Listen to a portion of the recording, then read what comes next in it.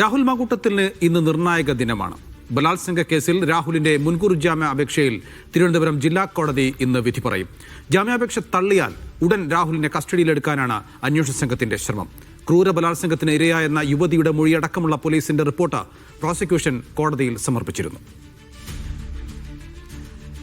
Sijo V ജോണാണ് വിവരങ്ങൾ നൽകാനുള്ളത്. സിജോ, ഇത് രാഹുൽ മാങ്കൂട്ടത്തിനെ സംബന്ധിച്ച് നിർണായകമായ വിധിയാണ് വരാനിരിക്കുന്നതെന്ന് നമുക്കൊക്കെ അറിയാം. പക്ഷേ കഴിഞ്ഞ ദിവസം ഹൈക്കോടതി ഇക്കാര്യം പരിഗണിക്കുകയും ആദ്യത്തെ കേസിൽ അദ്ദേഹത്തിന്റെ ജാമ്യഹർജി പരിഗണിക്കുകയും അദ്ദേഹത്തിന്റെ അറസ്റ്റ് തടയുകയും ചെയ്തിരുന്നു. അതിൽ പ്രതിക്ക് കേൾക്കാനുള്ളത് മുഴുവൻ കേൾക്കണമെന്നുള്ളൊരു കാര്യവും ഹൈക്കോടതി നിരീക്ഷിച്ചിരുന്നു. ഈ ഒരു ഘട്ടത്തിൽ ഈ കാര്യം കൂടി സ്വാഭാവികമായും രാഹുൽ മാങ്കൂട്ടത്തിന്റെ അഭിഭാഷകൻ കോടതിയിൽ ഉന്നയിക്കാനുള്ള സാധ്യതയുണ്ട്. അതെല്ലാം കൂടി വെച്ച് നോക്കുമ്പോൾ അദ്ദേഹത്തിന് ജാമ്യം പ്രതീക്ഷിക്കാമോ?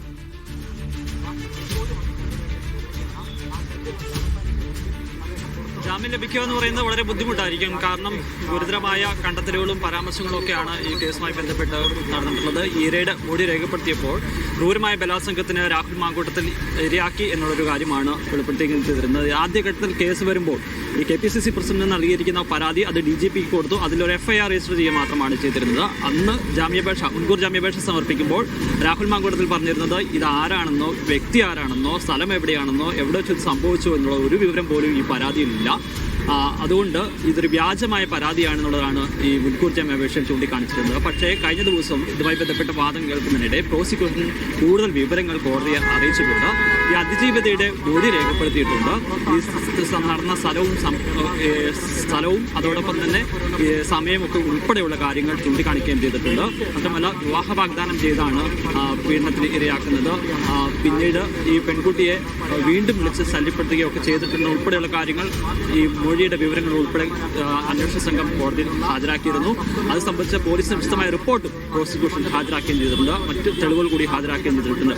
അപ്പോൾ അത്തരം ശക്തമായ തെളിവുകളുടെ അടിസ്ഥാനത്തിലാണ് ഇത്തരത്തിൽ മുൻകൂർ ജാമ്യാപേക്ഷ നൽകരുതെന്നൊരു ആവശ്യം പ്രോസിക്യൂഷൻ ഉന്നയിച്ചിരിക്കുന്നത്.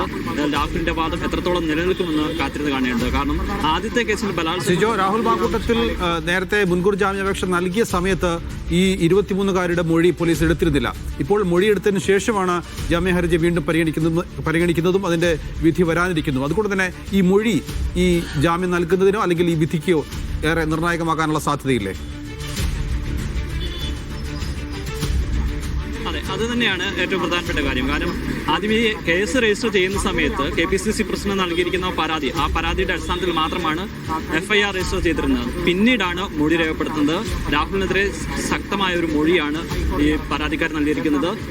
ഈ വിവാഹ വാഗ്ദാനം ചെയ്താണ് അടുക്കുന്നത്. പിന്നീട് നാട്ടിലേക്ക് വരുന്ന വഴിയാണ് ഭാവി കാര്യങ്ങൾ സംസാരിക്കാനുണ്ടെന്ന് പറഞ്ഞ് വിളിച്ചു വരുത്തുന്നത്. പുറത്ത് നിന്ന് സംസാരിച്ചാൽ താൻ അറിയപ്പെടുന്ന ആളാണ്, ആളുകളൊക്കെ വരിക ചെയ്യും. അപ്പോൾ അതുകൊണ്ട് നമുക്ക് ഒരു ഹോം സ്റ്റേയിലേക്ക് പോകാം എന്ന് പറഞ്ഞുകൊണ്ട് അവിടെ റൂമിൽ എത്തിക്കുകയായിരുന്നു. പിന്നീട് അവിടെ വെച്ച് ബലാത്സംഗം ചെയ്യുന്നു. ശാരീരികമായ ബുദ്ധിമുട്ടുകൾ അനുഭവപ്പെട്ടതിന് ശേഷം ഈ ലൈംഗികാതിക്രമം തുടർന്നതായി പറയുകയും ചെയ്തിരുന്നു. അതിനുശേഷമാണ് തനിക്ക് വിവാഹം ചെയ്യാൻ താല്പര്യമില്ല എന്നുള്ള കാര്യം രാഹുൽ മാങ്കൂട്ടത്തിൽ യുവതിയോട് പറയുന്നത്. പിന്നീട് ഇവരും അടുത്ത സമയത്തെങ്കിലും ബന്ധമുണ്ടായിരുന്നില്ല. പിന്നീട് ഈ ബന്ധം പുനഃസ്ഥാപിക്കാനുള്ള ശ്രമം രാഹുലിന്റെ ഭാഗത്ത് നിന്ന് ഉണ്ടാകുകയും ചെയ്തിരുന്നു. നിരന്തരം വിളിച്ചിരുന്നു. ഫോൺ വിളിക്കുന്ന സമയത്ത് പലപ്പോഴും എടുത്തിരുന്നില്ല. പിന്നീട് ഫോൺ എടുക്കുന്ന സമയത്ത് അസഭ്യം പറയുകയും ചെയ്തിരുന്നു. മാത്രമല്ല ഫോണിൽ വിളിച്ചിട്ട് കിട്ടാത്ത സമയത്ത് വളരെ നിർണായകമാകും.